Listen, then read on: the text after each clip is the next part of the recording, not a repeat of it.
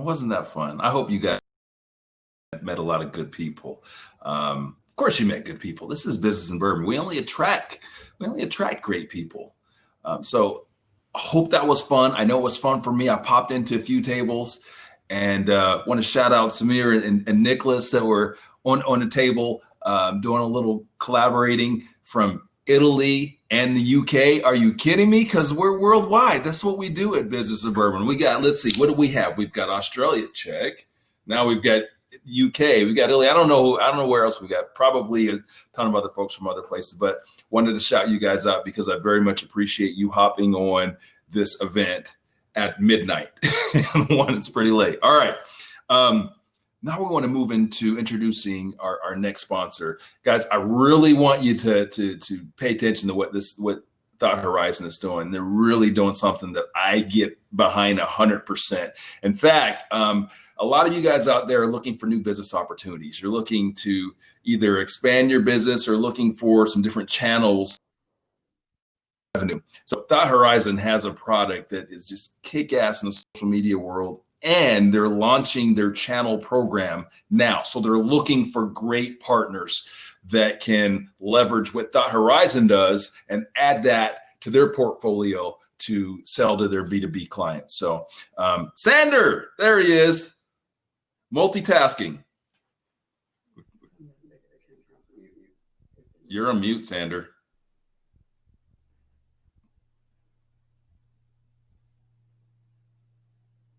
So while Sander is figuring out how to take his video off of mute, we're gonna waste. You know what we'll do? We'll let Sander go ahead and get that figured out. We're gonna keep this thing moving, and we'll bring Thought Horizon back in. I do want to encourage you guys to make sure to stop in and visit with them. But we're gonna move into bringing on our buddy Ike Ikoku, the powerhouse. Ike, where you at? Through the magic. What's up, Ron? You recognize the shirt, brother? There is, and Ike is wearing the shirt. My God. No, Ike, so what are you? Baby. What is in your glass? Is it water from the? Yo, a big knot. My boy Snoop Diggy Dog. I got the gin and juice going on, minus the gin. You're stupid. That doesn't count, but I respect your juice game. I gotta get the juice game going, brother. Pleasure to have you on the platform, man. Always bringing tremendous knowledge and helping entrepreneurs to grow and helping to inspire. So the floor is yours, my friend. That is a great shirt that you have on, and we appreciate that. Turn it over to you. That's what's up. Yo, big shout out to our boy Ronell Richards for allowing me to speak at his first ever Business Growth Summit. You know what, guys? I attended a private Catholic high school, and that school was about 1 minute away from a Burger King. And so as a kid, I actually loved the Whopper sandwich. Still do. Don't eat it as much as I used to back then. But every so often, I get a coupon for a 2-for-1 special. That would allow me to get one Whopper and get one for free. And so with the audience that we got today that Ronell has curated, I figured I'd give you all a 2-for-1 special as well by sharing information that benefits both the business owners we got here as well as the job opportunity seekers. You guys good with that? I hope so. So great. If you're taking notes, I want you to write this down. Information without application only leads to devastation. But information with application always leads to transformation. So those of you who may know me, have followed my story on LinkedIn or elsewhere, you guys know that I've overcome just a little bit of adversity in my life.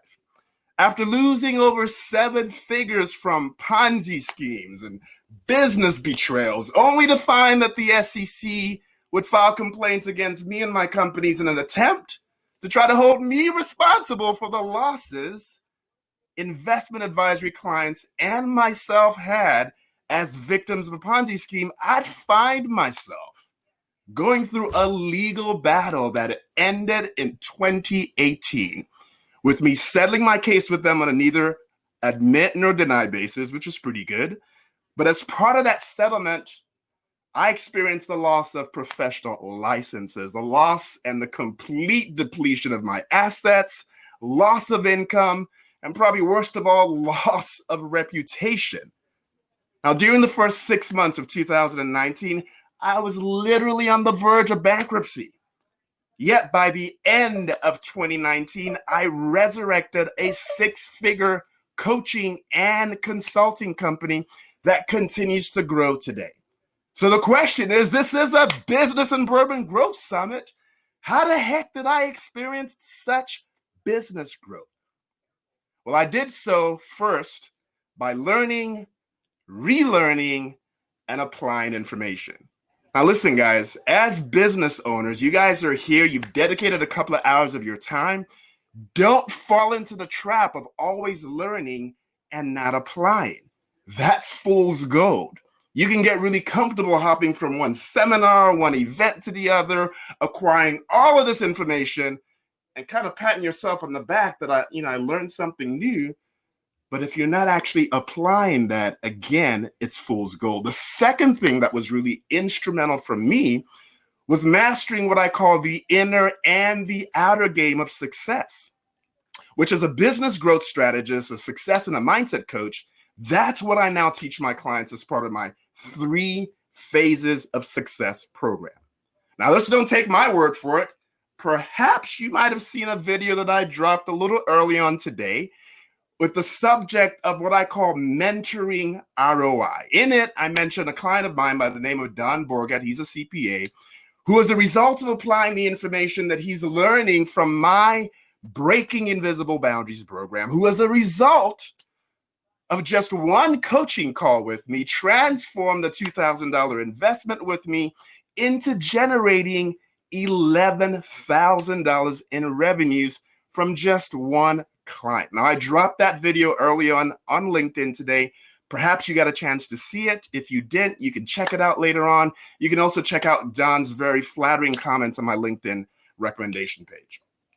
Now, that's the kind of transformation that actually can take place when you master the inner game of success as a result of investing in my Breaking Invisible Boundaries program. Now, that program retails every day for $2,000, and it comes with a list of bonuses that, quite frankly, brings the value to about $13,500. But today, as a special for Ronell's crew, for his tribe, for his audience, you guys will have an opportunity to get access to that program for 75% off the regular price.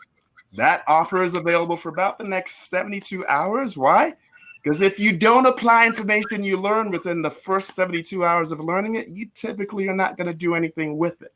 So I'm going to share the details as to how you can get access to that a little later on. You simply go to a website, thelimitlessliving.com, type that into your browser, hit the green button to join the program, and I'll give you this code called BIB, Breaking Invisible Boundaries 497, and you get to take that 75% discount off of that program. And maybe, just like Don, you too can start experiencing some serious growth in your business. Now, question for the job opportunity seekers out there. Here's the question.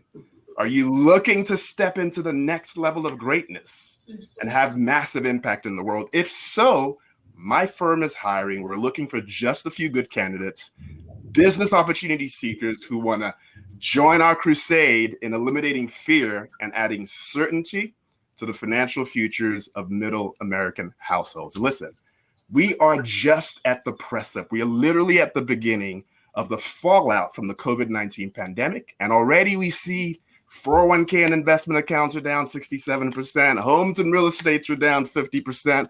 Unemployment is high. The economy remains sluggish. Racial tensions persist. Financial inequalities frustrate many, and hopelessness abounds.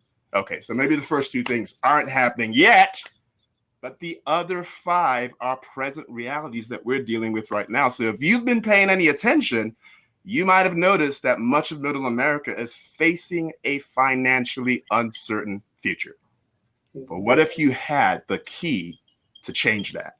What if you had one superpower And that superpower allowed you to add certainty to the financial futures of middle American households. What if you had access to a proprietary financial solution that not only gave you the superpower, but what if you had access to a team that could support you in deploying that superpower? If this sounds remotely interesting to you, you want to see if you qualify to join our team?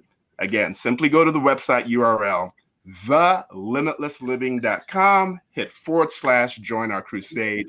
You'll get a video, tell you more about the details as to how you can join it. That is a fantastic segue, Ike. It's almost like we planned it, but we did not plan it. So Yes, after the event, we're actually going to launch we're going to add another page to our Business and Bourbon Network, where folks can post opportunities that are out there. We really want to help people out there that are looking for good opportunities. There are a lot of great people that are unemployed and underemployed right now.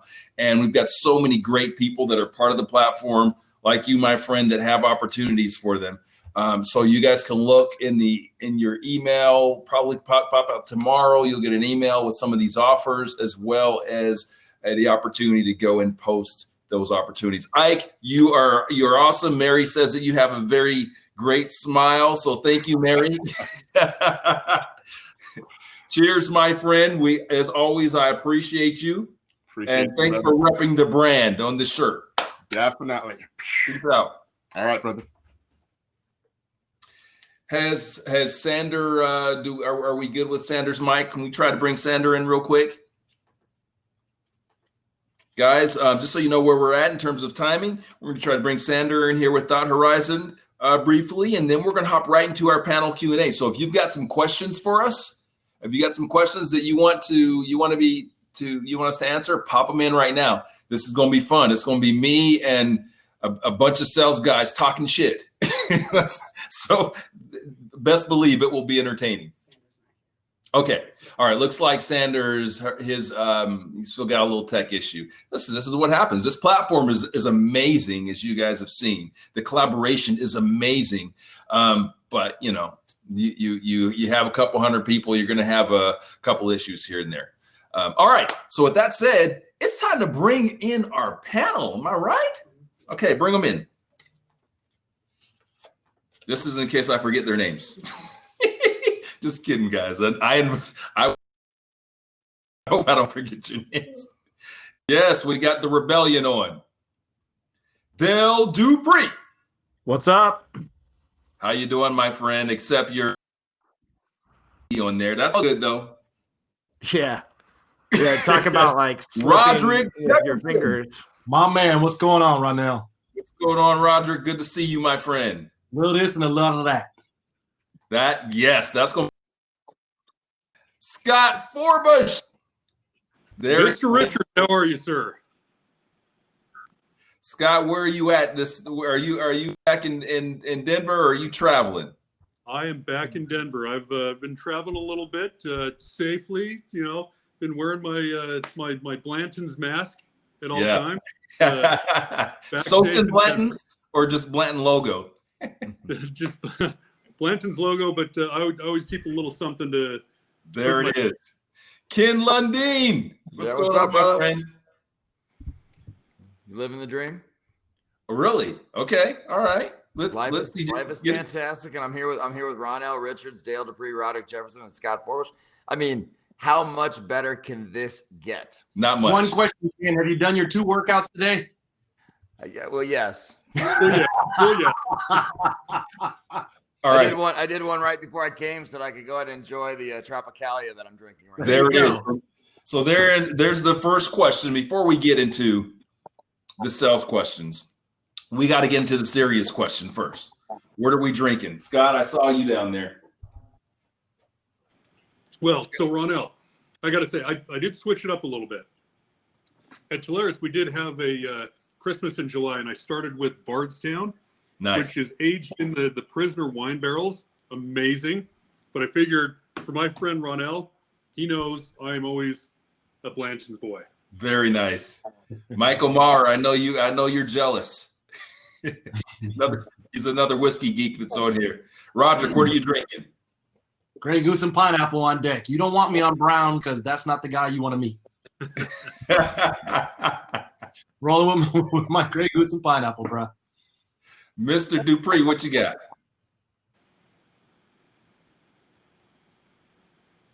He is frozen at the moment. Ken, Tropicalia?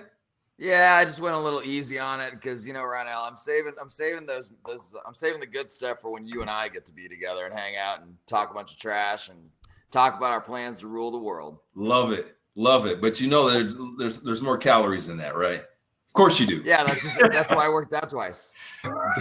Bill, welcome back. What you got? Oh, looks like he's got Smirnoff Ice. He is frozen. All right now. Well timed. Well, guys, I was just gifted this from my lovely event coordinator. And so this is what I'm going to be enjoying Oh, tonight. right. There we Fantastic. go. It's Taylor. All right. Okay, Dale, do we have you back? How's your tech? We're going to roll. So we've got some great questions, guys. Again, I was really excited to have you guys, and I want to say thank you so much for being part of the platform.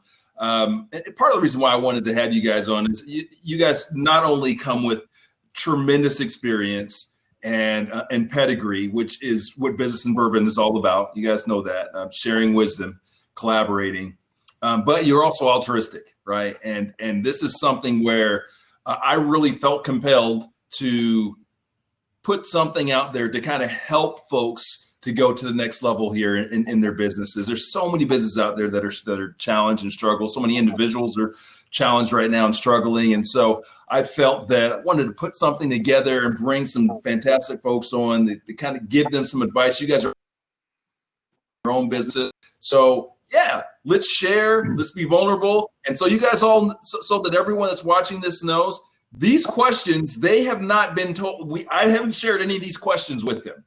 This is the way we do it. Whether you're going to a live Business and Bourbon or a virtual live Business and Bourbon like this, the questions our panelists don't know. So they're answering these honestly, authentically, and they're going to be a little vulnerable. So I thank you guys for allowing us to put you in that position. Dale's back. Word. Did you hear me tell you that I'm drinking a Smirnoff Ice? Yeah. It's not. What is that? Yeah, you just lost your It's panelist Spindrift. credentials. Spindrift, man. You know. All right. Well, Hey, you want to talk about vulnerability? I quit drinking this year because it's the 4th year anniversary of my father's death, who was an alcoholic until he was 35 years old. He quit drinking when I was 1 year and 4 months. And so I'm honoring him with this Spindrift tonight. Good for we you. can rock with that. Cheers. Yeah, good for you. All right. First question. So, I'm just going to kind of call some of you guys out, all right, to answer this question. This first one, I think we're probably going to go all the way around them. But first question is, how have you and your clients pivoted, these last few months because of the pandemic? So I want, please share your personal experience. Scott, I'm going to start with you. Yeah. So for us, so we're Tolaris. We're a master technology broker. You know, Ronell knows our business very well. Not everybody knows our business very well. As a matter of fact, my dad, after 25 years in this business, still has no clue what I do for a living. Right? Ronell, you can appreciate that. But the thing is I can. everything that we did was face to face, and this is something Ronell and I have talked about quite a bit. Is, you know, we would get out there and we would sit across eye to eye, press the flesh, and we had to completely pivot our business. And it's been a challenge. And fortunately, the entire master agent community has risen up and has embraced this new way of doing business, where it's not ideal. It's really not. We crave that. Our type of people, where we are face to face and used to having that, we're accustomed to sitting down with people, and it's hard to sit video to video all day long. But you know what? We're a resilient group. We've pivoted, we've gone virtual, we've done what we need to do. The most important part is to stay connected. And in this time, I think that we have stayed more connected, not just professionally, but also personally, reaching out to friends and family more so than we ever have before. as a matter of fact, our sales, due to the business that we're in, we go virtual and we sell technology as a service, has gone up. But that is due to the fact that we have stayed connected throughout this entire pandemic. We're going to come out of this a lot stronger. We're going to come out of this different than we were before. We're not going to go straight back to all of the in-person meetings. We're going to have a blend of it, and it's going to be better than it was before. So while it's tough, we're all going to come out of this better than we were before. Nice. Roderick, same answer, except, I know that in your business, so you travel a lot. You're doing a lot of events, you're speaking, and how has this changed the way that you do business? How have you been able to pivot? Well, let me first start with an explanation of what we do, if I may. So we're a sales enablement, sales coaching, and sales training firm. So yes, there was a lot of face-to-face, similar to what Scott was saying. And we pivoted in a couple of ways. One, going virtual. We've got more self-paced offerings now. We also have more virtual workshop offerings. It's actually given us a chance to get a lot closer to the first and second line sales manager, where I believe the rubber hits the road. So we put together some things there. Due to unfortunate circumstances, we actually have another workshop around diversity and inclusion. And let me stop there. To me, diversity is being able to sit at the table, and inclusion is being able to order off the menu. So we're focused on the inclusion part, not just the diversity piece. And the other thing that's happened is, because we're in the people business, we've had an opportunity to really connect with more people now and do more connecting versus just getting more connections. And we're finding out how valuable that network is by the type of contact we're putting out. And I want to shout out all the folks. Thank you so much for the shares and all of those pieces. But what we're finding out is more people are finding out about us now than ever before, based upon the word that's being put out by our network. And I think the third piece is we're now actually crafting what I'm calling Sales 3.0, which will completely change how we do sales enablement from the old way, no more sales training, and a different way of enablement that we're putting out immediately, if not sooner. And also, if I may just real quick point out, it's also the topic of my upcoming book later this year. Yes, sir. First time author on deck. Dale, question that I want to shoot out for both you and Ken that came from our folks out there. Is cold calling easier now or harder because of COVID-19? And I know that personally with my clients and the folks that I work with, everyone is thinking, hey, what's the right way to do cold outreach? When do we do cold outreach? Is this the right type of cold outreach? Dale, what's your experience in that, and what would you say to that question? Man, I just spent an entire day with a team virtually where we did a week leading up to the prep of the quote unquote blitz that we ran. And then we did about 8 total hours of them on the phone just now. And I mean, they exceeded expectations in regards to talking to people, in regards to the experience they were giving. One of the reps was just hitting up 25 people with a specific drop piece that he was putting in the mail that was showing up for these folks and giving them an experience like they'd never had before. So by the time he got him on the phone, he didn't even need to pitch him in the first place. Hey, did you get the box I sent you? Oh, that was you? Oh man, that thing was so cool. So the idea right now is that sales in general has evolved, and a lot of people have been left behind inside of it. Cold calling is an art. Just as much as it is a science, it is an art. And the problem is that a lot of people look past that and they just say, nah, man, if you make $500, you'll get some sales. Of course you will, right? The numbers will always be on your side when you push that hard, right? When you get that many people on the phone, and it's not luck, it's catching people in a weak moment. That's when you got 1,000 people in a group, in a circle, and 1 or 2 of them are in the market right now. And you're going through dialing every single person. Maybe I can find him. Maybe I can find him. Well, when you get to the end of that, you're going to find him, right? Cold calling is not dead. It never died in the first place. There are much more effective ways in some cases to make cold calling better, but people have to stop being so afraid of the word in general. Everybody associates it with something. They stereotype it.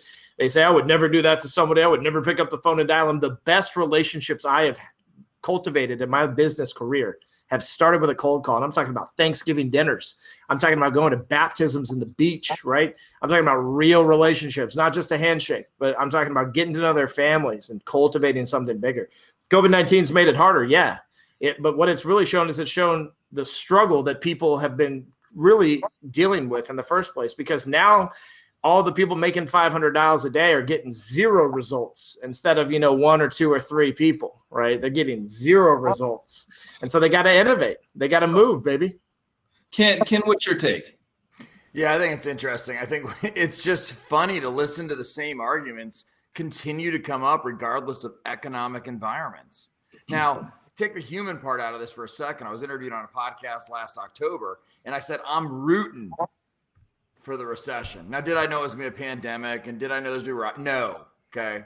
But I'm rooting for the recession because sales teams who are prepped for this and people are providing value throughout their messaging and using fantastic things like bursting to connect, going omni-channel when you prospect, keystone messaging that actually matters, like talking to people. Like, here's the issue that's happened. And honestly, Ronell, has it gotten harder for the majority of the people doing it? Hell yes. But the reason it's gotten harder is because you all got lazy as hell going into this, right? We got to the point where it was just too freaking easy to get someone on the phone and get them to buy because the economy was exploding. Like, have a real conversation with somebody, show empathy, understand your prospect. We're launching a new tech product right now, and I'm telling my 3 guys launching this, I say, look, don't even focus on the freaking product. Focus on the problem you're solving. And so, yeah, it's interesting. Do we need to be sensitive? It's COVID-19, and there's a whole bunch of other crap going on out there. Yeah, you bet your ass. It's rough, man. But I think at the end of the day, if you're having real conversations with people, because this is an H to H thing. Here's the real problem that no one's talking about, right? That when you go to Topo did a research project and they said live call execution is the #1 concern by 43% of companies surveyed. So is it that it's harder, or is it that we suck at helping our reps do it? Absolutely. So like, here's the deal. Like, invest in yourself. That's what this summit is about. Invest in yourself. Talk to people who know what the hell they're doing. Have a conversation. And at the end of the day, it's human to human. You know what? Dale, Roderick, Scott, I care about you. If I'm going to call you, I better understand why I'm calling you and why I can provide value to you. Because if all you're doing is picking up the phone and ringing me, I'll hang up on you too. Man, that's great. That's great feedback, guys. I really appreciate that. I'll add my 2 cents to that. As someone that has people that cold call for him every single day, okay, employees that cold call for me every single day to sell products like Scott is familiar with, right? I can tell you that the first couple of months, and we're going to talk about the kind of that SMB to, or I think most people are kind of playing in SMB. So I'm going to speak specifically to the SMB prospects out there. Yes, the first couple of months, very difficult to get anyone on the phone. Okay. Here's what we are seeing now. We are seeing a lot of success because, quite frankly, a lot of our competition is not doing it. They're not cold calling. And when I hear questions like, does it still work? Is it that, it doesn't matter whether it's 2020, 2010, 2000, 1990. People are always looking for excuses to not cold call. Always looking for reasons to not cold call. Yes, it's never been fun, right? Yeah. But it's really not fun when you don't know what the hell you're doing. When you don't have a good strategy, you don't have a philosophy with how you cold call. So that's really what I focus on, whether it's my reps that work for me or my clients. Those of you that are out there, hey guys, thanks for popping on. Appreciate you. It's really about making sure that we have a strategy and we know what the hell that we're doing. And we spend a tremendous amount of time on database. And that's the one thing that I will say to that question when it comes to cold calling. And we spend a ton of time on database so that we're aligned really super high. When what we provide and what they need are aligned really high, our actual prospecting and cold calling can be so nonchalant. It can be so simple, because we're not pitching. We're not pitching because we know that once we get that discovery and we're having that conversation with them, all of that alignment's going to come out, and that's where the magic happens. So cold calling, yes, keep doing it. There are some new strategies. I'm a big fan of leveraging LinkedIn and some other things, which we can talk about on another day. But that's my answer to that. Next question. Which one do I want to see? We've got some job seekers on here. Yep. And you guys are all folks that have hired lots and lots of people, and even to this day, I sure do a lot of hiring as well. I want to speak to that audience a little bit. Can you share, and Roderick, I'm going to start with you, maybe some strategies out there, given today's climate, where it can help some of these folks out there that are looking for jobs. And I'm asking you guys this as well, because as sales leaders, you understand that that's what job search is all about. We're selling ourselves. It's no different. So, Roger, could you share, and let's start with you, then I'm gonna move to you, Ken. I want you to answer this question for us too. And Scott, because you guys are growing like gangbusters out there. I'd love to get you to weigh in on this as well. Matter of fact, I'm gonna get everyone to weigh in, but Roger, we'll start with you. There's a couple things. First of all, it starts with three things. First, start with your network and make sure that you are mining and sharing and letting folks know you're looking first, because no one's going to come looking for you if they don't know you're available.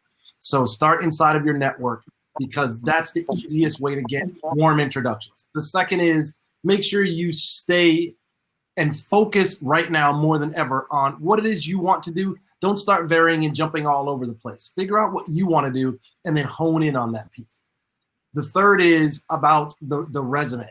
Keep the resume simple. Make sure it tells a story. It's not just about bullet points and what you do, because the resume should do two things. One, show that you can do the job, and also that you can do more beyond that piece. And secondly, leave enough holes so that they have to bring you in to ask you questions. If you give away everything, there's no reason for them to bring you in. The other piece I'll give you is, once you're in, I've realized now there are 3 questions in an interview that will put you on a different level from everyone else that's interviewing for that role. The first question is, ask the interviewer, when I come in, what are the things that I can focus on that will make life easier for you, hiring manager, in short term, mid range, and long term? The second question is, and this is the one that is the killer. Let's say COVID's over, we're out now a year from now, and we are celebrating success. What are the 3 things that we're going to be celebrating? Now, that's no longer, so tell me what your success criteria is, but you're getting to that point, right? What are the 3 things that we're celebrating? And then the third and final question before you leave that interview, don't ask, are there any red flags or what could I do differently? Ask a simple question. Is there any reason after the time we spent together that you individually would not give me a thumbs up for this role? Those 3 questions will change the entire landscape. Trial close. Love it. Ken. Yeah, it's awesome. So first of all, Ronell, I think I'm here partly because I just get fired up. So point was, I'm going to call out on accountability, and then we're going to talk about the human side of this, right? And so the human side of this is, here's a good way to take using your network to the second level. So you're going to do, let's say, for example, that you're going to use LinkedIn as your search mechanism. A great way to do this is to go ahead and make the application on the LinkedIn, go through the normal process, and then do a couple things. Most of the LinkedIn posts, or many LinkedIn job posts, actually have the poster listed, or go to the company and look for somebody you're connected with at a higher level, right? And a really good opening, honestly, because LinkedIn does this. They go, you're ranked in the top 10% for this job, right? And a good opening to somebody above the HR or somebody that could be a hiring manager is, hey, I just applied. I'm really excited to hear more about your position. According to LinkedIn, I'm ranked in the top 10%. Who should I talk to? And I will tell you that in my own experience, back when I was W-2 and I used this particular strategy, I'll bet you 75% of the time somebody responded to my email. Right? So I'd say that's first. That's a way to actually, like, if you're out of work or you're trying to get, or you're in a job trying to move on. So I think that's an awesome way to do it because I've actually seen it work. So that's kind of first thing. Second thing is to go to what Roderick was saying about your resume. It's not about I cold called. It's about I made X number. There has to be some specificity. So when we review resumes, oftentimes what we're looking at are resumes that don't show me how you could do the job I want to hire for. So know this, if you only have one resume and you're wondering why you're not getting people hitting you back, it's because you should have more than one resume. You should have stuff that says, if I want to be an SDR this is what it needs to look like. If I want to be an AE, this is what I need to look like. If I want to be a chief revenue officer or VP of sales, your resume has to illustrate, to Roderick's point, the story of how they could fit you into the job. Like, can you actually do the things that are required of you, and can you show experience? It's basically the inverse of behavioral experience, right? In a job interview, they're going to go, hey, show me how you've done this in the past. And on your resume, you should be telling a story. I did it in the past. I'll take fast for you. So there's a couple things right now. Hopefully that wasn't too long, brother. Fantastic. So Scott, like, you guys are growing like gangbusters, man. And every time I turn around, there's Telarus is hiring. We brought this person in, or we need this sort of person.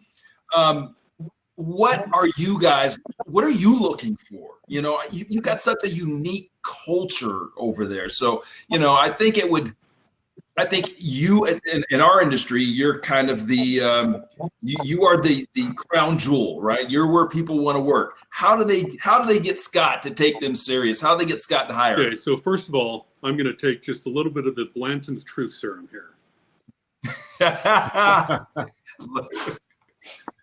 Okay, so Roderick, he brought up some phenomenal points that I want to emphasize what he was bringing up. Thanks, my man. No, it was spot on, absolutely spot on. Talking about using your network. Now, this is where the truth serum comes in. What advice I'm about to give is probably too little too late in some cases. First of all, you've got to have some time and position. The worst thing in the world that I see is when I get a resume and they go back 10 years and they have 20 different jobs on that resume.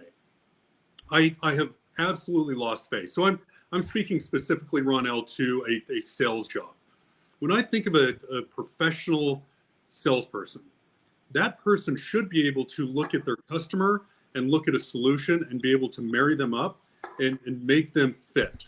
If they can't do that in their own professional life, they're not going to be a good fit for us.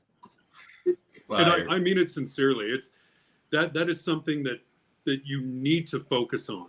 So number one, even if it's tough, even if you've got a tough boss, I'm not saying stay in an unhealthy position, but sometimes you've got to gut it out a little bit and show some time and position. So show that you've got some resiliency, and then go out and get that referral. Roderick is spot on. You've got to have that referral. What I'm looking for when I hire specifically for Telarus, I am looking to the people that I trust within my network to make a personal and professional recommendation to have somebody come interview for me. And then, just like Ken was saying, they've got to prove themselves. They've got to prove that they've got the ability to do the job. But in order to break through that first door, you've got to have that first introduction.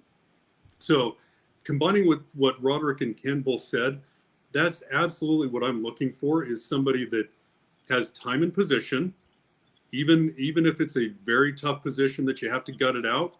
I want that professional recommendation coming from somebody that they've worked with, somebody that I trust that will recommend them in. And then, like Ken said, they've got to be able to prove to me that they can do the job. It's those elements together that is absolutely going to get you the job. Nice. Fire.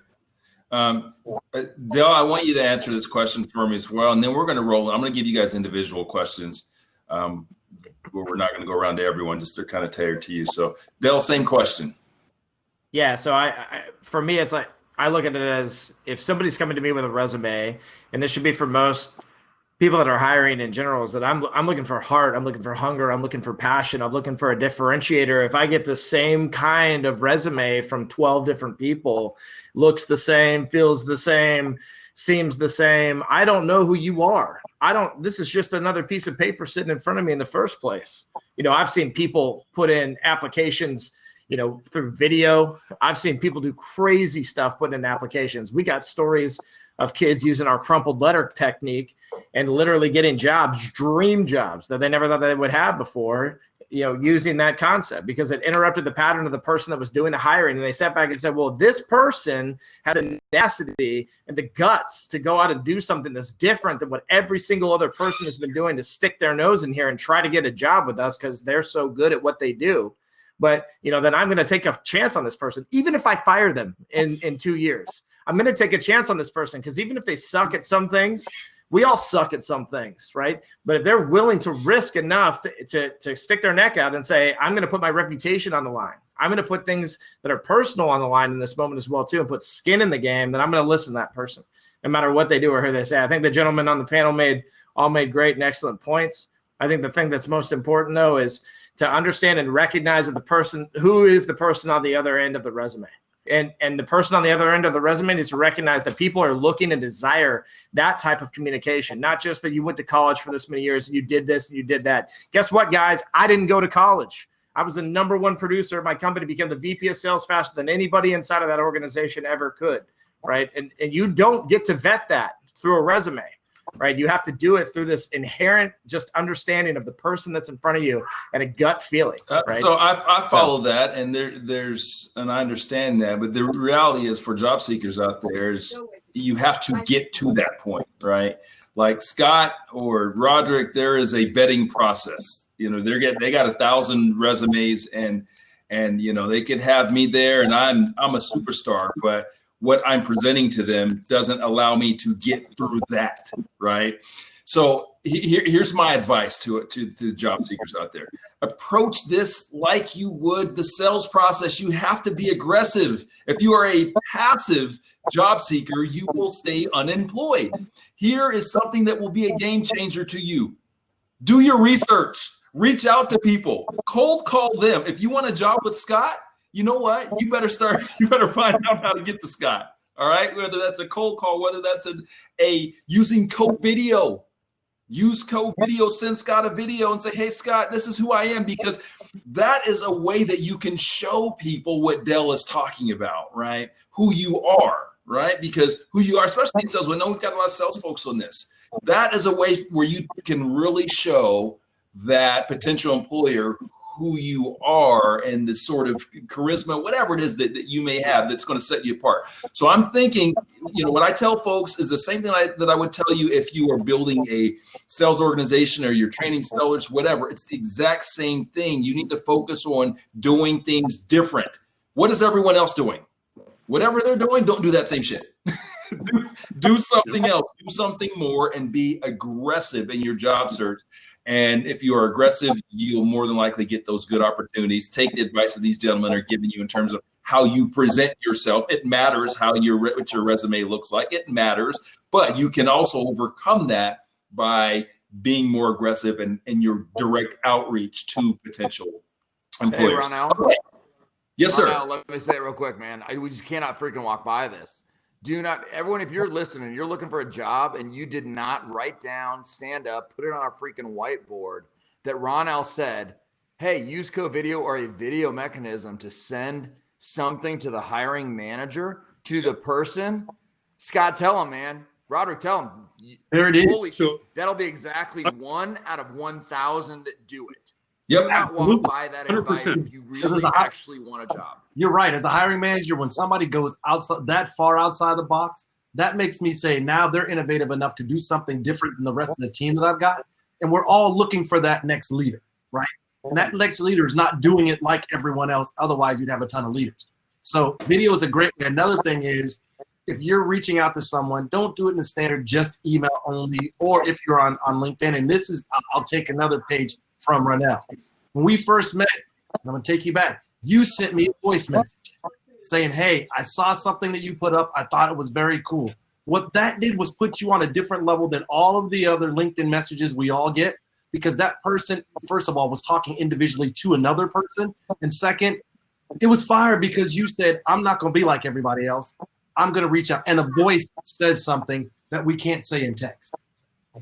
No, I completely agree. I mean, I get messages every single day, both email, LinkedIn, where people are saying, hey, how do I get connected with Telarus? Or, we've got a network of 200 suppliers. They're looking to get jobs over there. it doesn't matter if somebody just sends me a quick note. What matters if somebody takes the time to send me a video. And candidly, like Ronell, he sends me videos all the time. And, my wife's looking over my shoulder going, hey, that's a handsome guy. I'm like, hey, all right. Right. But I would say do that to get in the door. And here's a little tip for everybody out there. Don't forget, at the end, handwrite a letter and say thank you. There you go. Handwrite a letter and say thank you. Take the time to put a stamp on it, put it in the mail. That will absolutely set you apart. Beautiful. Scott, you. And Karen, and guys, these strategies, what we're sharing, these are sales strategies. This works whether you're looking for a job or you're trying to sell your widget. It's the same stuff. Use these same sort of philosophies. My philosophy that I teach my clients, and it's always about forging connection. So we'll use these technologies like CoVideo's technology to really leverage it to create a connection. That's why I do video. That's why we do audio. That's why I teach that, so that we can connect with folks. All right, guys, fantastic. You guys are fire. Man, I didn't make no mistakes. Every single one of you guys coming with fire. Thank you. All right, we're gonna take a quick pause. We're gonna go to Christy. Before we go to Christy, panelists, we're gonna bring you guys back, but I need you to mute. Don't log off. I'm still here. Hey, well, We didn't log off. We got it. There we go. Quick. So just mute. Fabulous Christy Rutherford on. Can we bring Christy in? Yeah, turn our cameras off too. Oh, you want to? Okay. Turn your cameras off too, guys. But just mute. Don't log off.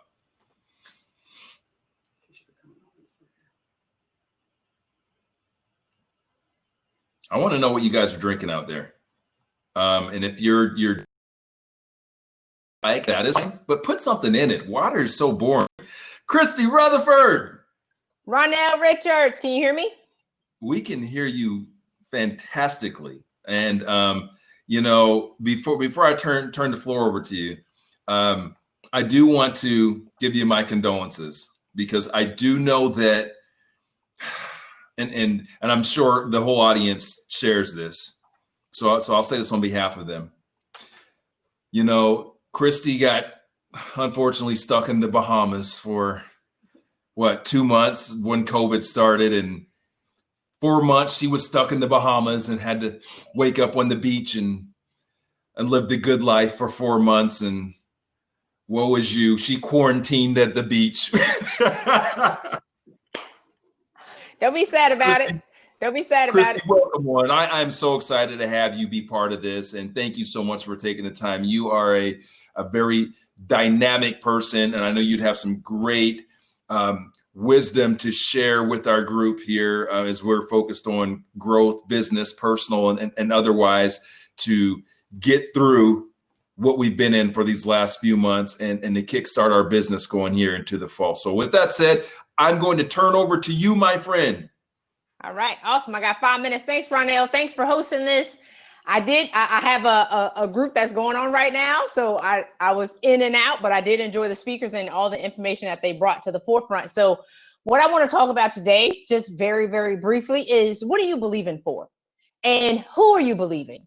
Because the world is descending into chaos, and they're saying that people are losing their jobs, and that's true. And that we're going to be in tough economic times, and that's true. But whether or not that's true for you is up to you. Now, the law of attraction, ladies and gentlemen, works whether or not you know it works. And I know I'm getting into foo-foo, and I hope that I didn't lose y'all. But at the root of everything that you do right now is, what is your vision?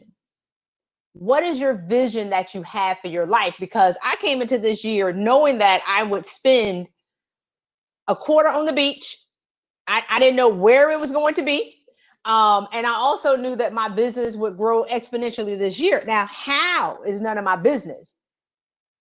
But my goal and what I implore you all to do is to create a vision based on how you want to live and how you want to feel. And then work on forgiving other people and the negativity and setting yourself up for success, and allow these doors to open to you. So I have clients who have gone from $50,000 in a job to 400. I had a client who went from 325 to 457. I know people who are making six figures. I just got a keynote last week, 17.5 for 45 minutes. And I'm not necessarily saying these things to talk about me or other people as much as I want to let you know that the possibilities of where you are is endless. So in these times of challenge, what skills are you not utilizing? What gifts do you have within you that you aren't monetizing? What do you have? Because you are born, ladies and gentlemen, with everything that you need. And if you're on this line, if you're following Ronell, then that means that you're a winner. And you have an opportunity to win, but only if you take the opportunity to win and not allow the media and the news and the newspaper to tell you and to direct your life of where you're going to be. You direct your life. So they can say, oh, African-American women make the least amount of money. You're not talking to me. Does that make sense? Because if they say 90% of women around the world failed at this, then that means that 10% made it. So tell me what the 10% did. You choose what you're going to believe. If 60% of people are going to lose their money, you choose to be the 40%. If you believe them, then you become them. So I'm getting amped up because I'm on the line right now. I got my women talking. They're on the side because they're now talking about before I met you and before I talked to you, I believe what they were telling me. And these women are killing the game, turning down $189,000 jobs because they know that their value is $250 or that value is $300. There are people who are losing their jobs, and then there are people who are gaining greater jobs. So if you're a winner and you're a rock star, the market is looking for you. The market is waiting for you. The gentleman that was just talking in the panel, they want high performers. Are you showing up in your belief and know that you deserve to be paid your value and not shrinking in fear and taking a job out of desperation? So 2 things I have for you. That was my intro. And I think my 5 minutes are already up. 1, what are you believing for yourself to be true? 2, what are you saying about yourself to yourself and to other people? And 3, are you guarding your thoughts against negative influences? Are you hanging around people who are allowing you to share a limited perspective of where you are right now? Because those are your greatest enemies in this moment. Your friends that believe you when you say you're going to lose are not your friends. Those are your enemies. When you say, I think I'm going to lose it, or I think I need help, or like one of my friends say, I'm moving into my mom's house and I'm like everybody else, so I have to downsize like everybody else. I said, okay, let's be clear. And I'm gonna say this in Ronell. So I'm gonna tell you the story about my friend. She said, oh, Christy, you know, everybody's going through something and I'm just like them. I'm going through something too. So I'm going to move into my mom's house. And because her house is paid off and I'm going through it. I said, okay, go ahead and do a Facebook Live on that story because I'm going to bust it all up. 1, you're selling a $2 million house. That's 1. 2, I rented a condo from you that you already have. That's your second house. 3, you have a house that you rent in Detroit. 4, the reason why you're able to move into your mom's house where the mortgage has been paid off is because you bought her dream home in Vegas on a golf course. So yeah, okay, please tell me how you're going through something. Tell me how you're just like everybody else. Oh, I'm sorry. And she has a condo, a $1.7 million condo that's being built in Chicago that she put $250,000 on. So as you're telling me that you're going through something, she's told that story to 10 people already, y'all. She's already told people that I'm going through something, so I need to, and they agreed with the limited perspective that she had of herself. Nobody told her who she really was. Does that make sense? So I was like, go ahead and tell that story on Facebook. I'm gonna bust it all up because you're not going through anything. People are about to lose their only house, and you got 5. She said, you know what, you're right. She straightened back up and she got on with her day. So all that to say, ladies and gentlemen, check yourself, what you're thinking about yourself what you're saying to yourself and what you're speaking about yourself to other people, and be very, very careful in this season of, if your friends agree with the limited perspective that you have of yourself, those are not your friends in this moment. Those are your greatest enemies. And Ronell and I've talked, and I've kicked his head in too, which I love, by the way, right? Like, there is so much opportunity in chaos. You choose whether or not you're going to disintegrate or whether you're going to rise from the ashes and go get the money that's out here that you deserve already. Let's get it. All right, I'm ready. I'm ready. You don't have to kick my head in anymore, though. I'm good. I get it. I appreciate it. No, I appreciate it. I mean, I appreciate all you do, Ronell, but we all, I mean, I have 5 coaches, right? I'm not immune to it. We all have the opportunity to be greater. We just need somebody at a different level to see the greater that's in us. And I'm not immune to it. That's why I pay for expertise. So y'all can check me out on LinkedIn, connect me on LinkedIn, or you can get my free, I'm gonna give an offer right here.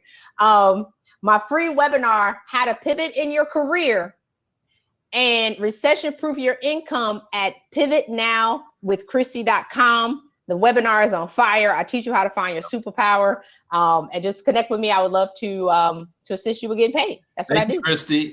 We'll be sending out all of everyone's offers, so you guys know. If you want to connect further, I would encourage you, please do that. Especially with someone so dynamic as Christy. I appreciate you. All right, we are going to bring in the queen of the triangle right now. She's one of my favorite people on LinkedIn, and she is really just kicking butt out there, educating folks and helping them to level up their LinkedIn game. So I wanted to make sure that she would help folks with a few tips. Deborah Matthias, how are you? Man, I'm great tonight. How are you, Ronell? I'm good. What's in your glass? What's in my glass? A Cosmopolitan. That's pretty. I forgot to ask Christy what's in her glass. Dang it. All right. Deborah, that's a beautiful drink. Well, hey, thank you so much for being part of this. You are really a force, and I've been fortunate to be part of a few events with you, and you just bring fire, and you have a tremendous following of advocates, and that means a lot. Right. So, hey, the floor is yours. Thank you again. Magic of interwebs. Thank you, Ronell, first of all, for having me. And thank you to everyone that attended. Ronell is the man. He's going to be at my event on August 26th. I welcome you all to come. LinkedIn Local, Raleigh Triangle. But what I want to speak to tonight is kind of what the panelists said to those people that are out there looking for their next opportunity. Please be yourself and take your LinkedIn profile seriously. I'm a LinkedIn trainer and coach. And today, if you don't have an all-star profile on LinkedIn and you're trying to get a career, don't bother. You got to have an all-star profile. The one thing that I tell everybody that I speak with is, when you're on LinkedIn, you've got to be yourself. And Ronell has done a great job of building a following. If you're looking for a career, you need 8 people in your corner that are going to support you. I have a network of thousands that support me because I love people and I want the best for people. I want everybody to succeed as I have on LinkedIn. That's what it's all about. But it always starts with doing what's good on LinkedIn. And everybody, yes, I use other social media platforms, but my main source of income since 2009, which I'd like to share a little bit of my story with you so you understand where I came from. In 2008, when the world went sideways, I got on LinkedIn in 2009 because I needed to make sales. I needed to make money. That's why I got on LinkedIn. So I set up a profile and I started connecting with my connections and my prospects. And I started building relationships. And it was back in 2009 when something became abundantly clear to me that people were looking at my LinkedIn profile and they were looking for my credibility, because it's all about credibility. Why are we all here today? We're trying to get some credibility about who we are. So build your LinkedIn profile so that you have that credibility. Each person that I speak with, especially the ones that are in career transition, they will tell me their story, and we create a profile that tells all their honors and awards they've received, all the great things that they've done. That's what it's all about, is letting somebody know what you've done in your lifetime. You've done great things. So let people know what you've done. When it comes to networking, the panelists were talking about cold calls. I haven't done those since 2009. I look at my dashboard on LinkedIn. It tells me who's viewed my profile. It tells me who has viewed my post. And it tells me how many search appearances I've had. I go to those people and reach out to them because they're warm leads. They're not cold calls. Now, I do make cold calls to reach out to the people that I want to bring me to the next level. It's all about next level, everybody. That's what we're looking to get to, the next level of sales. And the panelists brought up a great point. Your resume. If you've got jobs that are sporadic, then fill in those gaps. You've got to have a perfect resume versus LinkedIn profile. And I can't tell you how much I appreciate my network. Your network is what will drive you. It is what will feed you. So go to your network and connect with those people. Talk to them. Begin a relationship. And don't make it about you. Make it about them, because it is about them. What do they do, and how can you bring them to the next level? Is how you get to the next level. Always.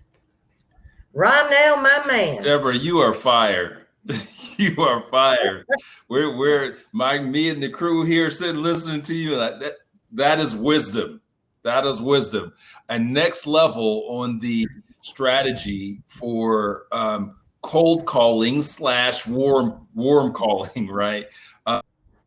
Say that you've put in the work to be able to build a network where it where you're able to generate those sorts of opportunities. Hey, Ronell, you know what it boils down to, baby?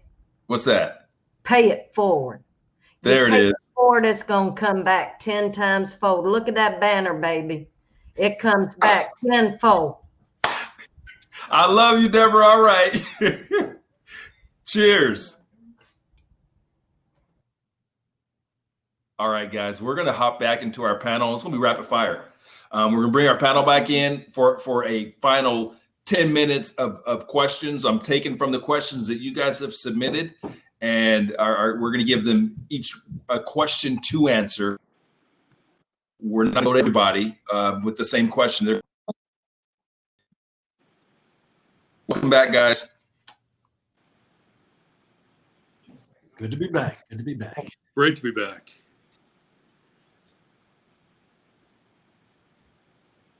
Okay. We got Ken. He just needs to unmute and turn his mic back on. Ken, unmute, turn your mic back on, my friend. Do you hear me? Coming, cheaper. It is. Goodness. Dale Dupree. Challenges. Come on. Dale Dupree, question for you. Cold calling, do you find emails or actual phone calls to be more successful? Mix of both, to be quite frank. I also think that just like sitting on the phone and only doing the phone is not a good strategy. Having multiple touch points is more important. Using social, using email, using the phone. If you're a field sales rep, same thing. I think that email gets extremely lost right now, which is something that people need to think about. It's real easy for me to just put your email into my roll up and never see it again, on accident in some cases too, because you've emailed me too many times, right? So Yeah. I think if I had to pick between the two personally, I would tell you the phone, You don't. because I'll find yourself from. You don't have I'll to pick find between yourself. the two. Give your advice. Cool. So your final advice, direction, because you don't have to pick between the two. Yeah, stop using the phone and email if it's not effective for you. Start texting people, start sending video messaging, like just pivot, from that perspective.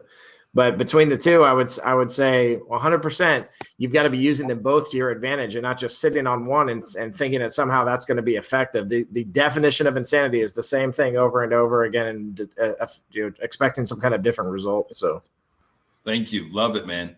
Ken, Yeah, brother. we have an ask for you. Can you talk more about positive self-talk? Woo! I can. I know you I'll can. keep it tight.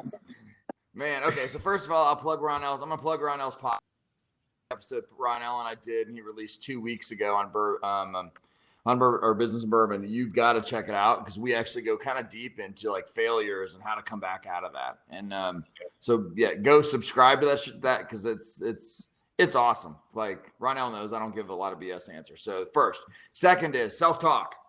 The number one thing that salespeople do wrong is we fill our heads with assumptions and the things we think are true without any data.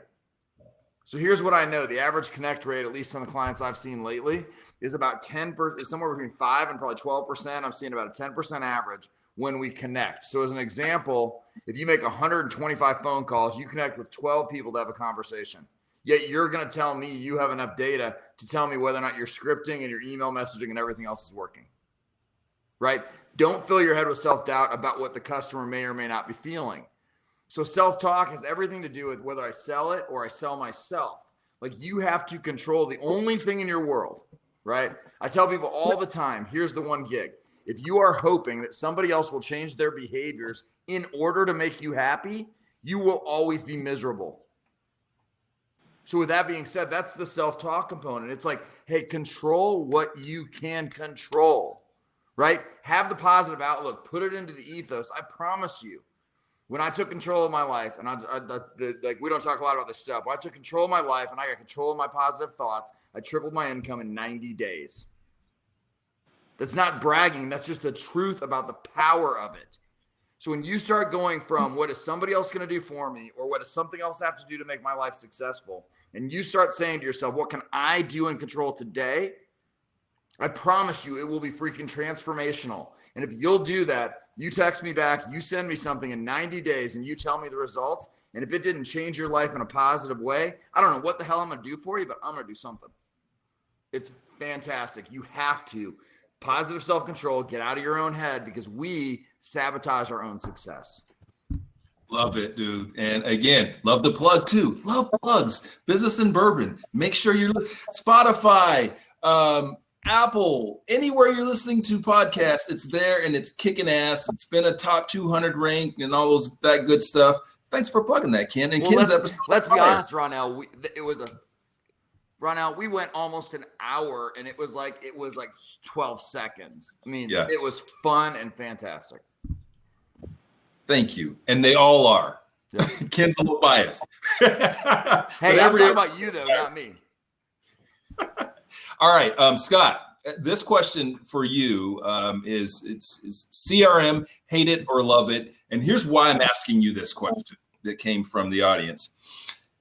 I know a lot more about your business than others do. And I know that you guys have been like massively successful in leveraging technology and way ahead of the curve.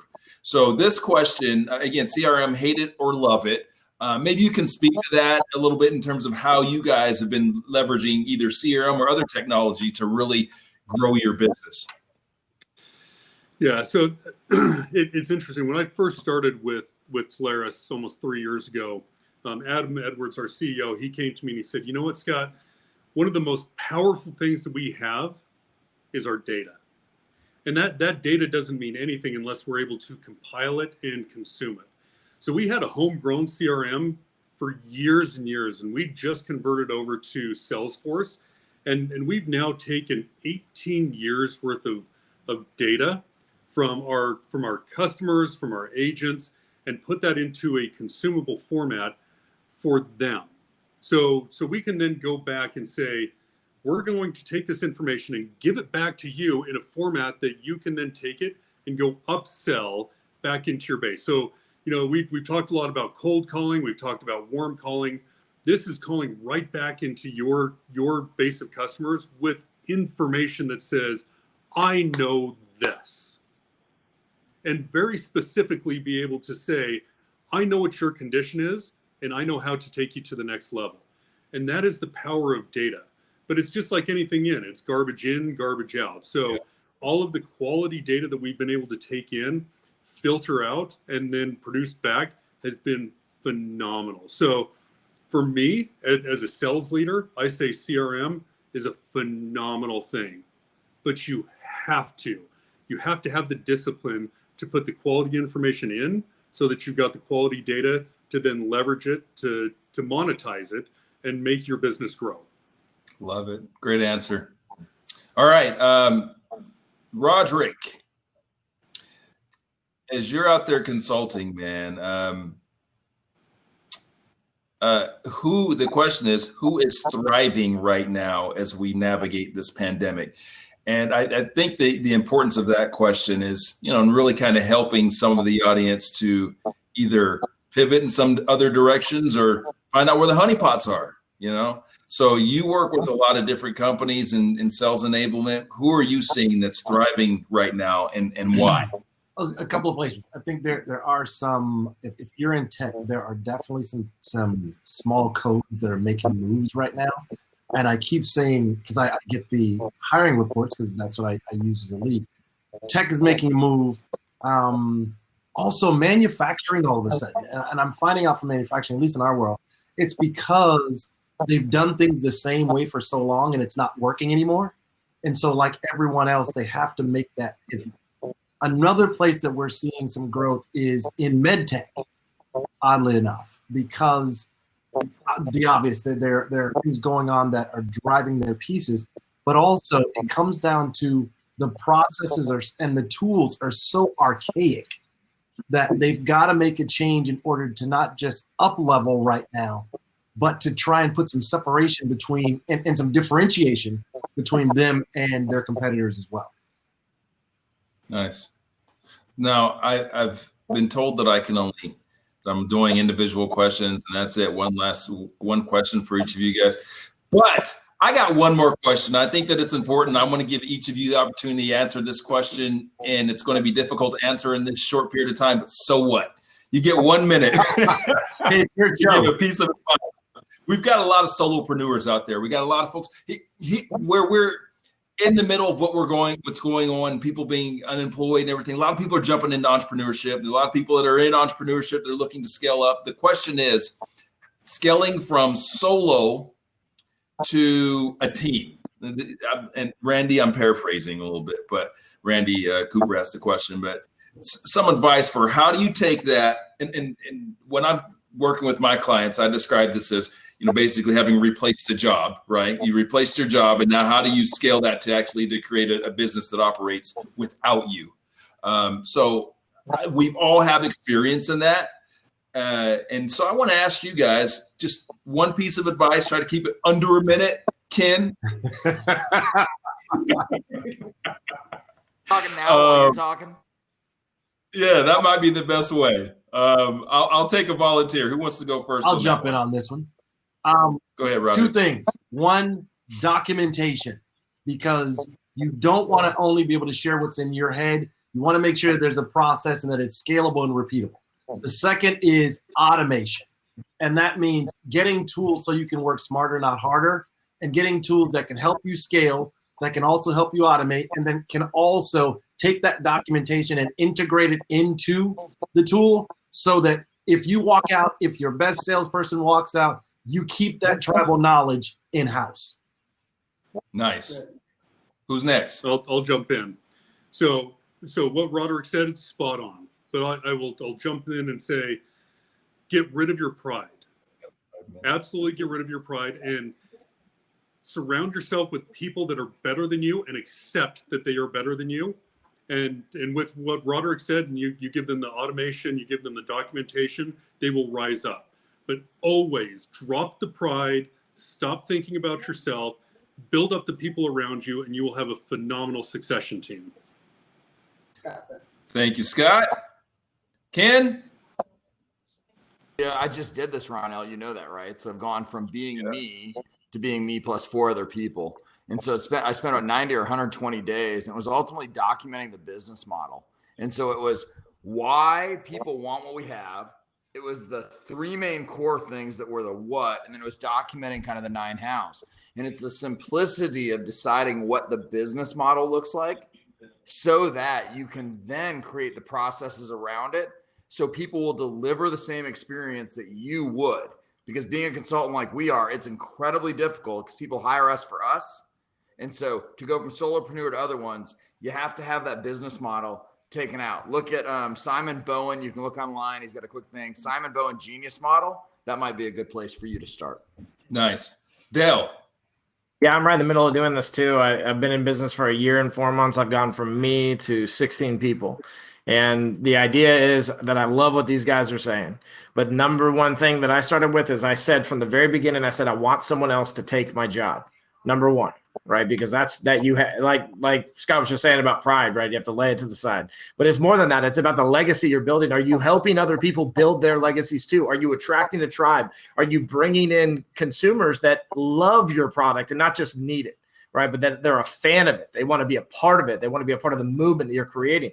So getting people fired up and turned on to what it is that you're doing is the number one thing, but also picking your role and sticking to it. If you're wearing all these hats and you're trying to scale a business, you will screw everything up over time. You will piss people off that you bring on. You will step on toes. You will do things that are not accommodating to this type of business growth that Randy's asking about in the first place. And also be willing to go fast and hard.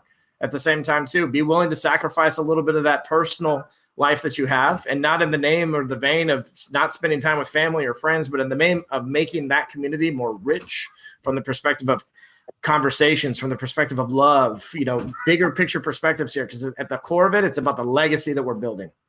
All right, man. You guys know that as you guys know, I'm a businessman. So this is my thing. We've known this for 2 decades. Here's my piece of advice. Hire me. There it is. I'll help you. Guys, we got to wrap. We have to bring in our sponsor, our platform sponsor. These guys were phenomenal. Thank you so much, panel. You guys are rock stars. Thanks for participating. You guys we're going to send out all of your offers, all of your contacts. So don't worry, guys. If you didn't get the opportunity to connect directly with these guys, you will have that opportunity post-event. But I need to bring on our platform sponsor, Hap Day, who without them, we wouldn't have this amazing platform. They are rock stars. They help make it seamless. Rob, my man, virtual fist bump. Yeah, buddy. Thank you so much, Ronell, for letting us be a part of it. We hope that you enjoyed the platform. Remo.co is a great platform. We use this for not only what we do with our Hap Day Group Bootcamp, but also deep dive events with governments and with a pre-accelerator that I run. Hap Day Group is an operational consultancy that helps startups and growth stage companies launch and scale their businesses. In the U.S. market, we do that through sales child development, training and development of sales, hiring, and entrepreneurship through boot camps and programming. So we do a lot of things on this platform. We work with governments, companies to run programs, webinars, events, training. So if you guys are out there looking to run events, looking to do some programming around sales, hiring, and entrepreneurship, hit Hap Day up, hapday.co. It's in the tagline. I shared my LinkedIn, and feel free to connect and reach out. Ronell, this was an amazing event. I was just honored to be a part of it. And thank you so much for the opportunity, and looking forward to collaborating with Business in Bourbon in the future. And everyone out there, please reach out, connect, let's collaborate down the road. So thank you. And I'll bring it home, man. We got 1 minute. Thank you so much. Guys, you're going to be getting some post-show stuff from our sponsors, from myself. Make sure and check it out. We appreciate it.